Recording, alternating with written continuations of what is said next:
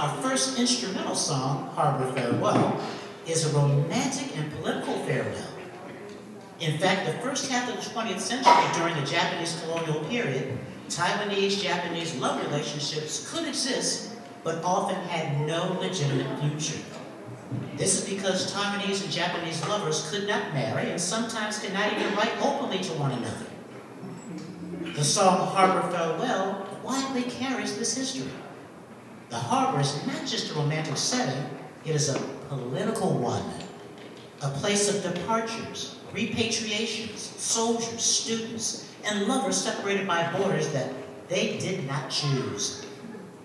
The farewell, therefore, is final, not because love ended, but because history intervened.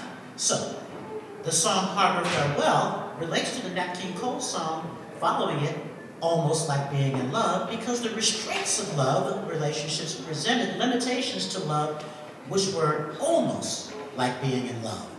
Then we'll be following up that song with the song Nature Boy, Nat King Cole, and that presents a situation like Harbor Farewell, where even with the limitations of love, the greatest thing to learn is to love and be loved in return. Harbor Farewell.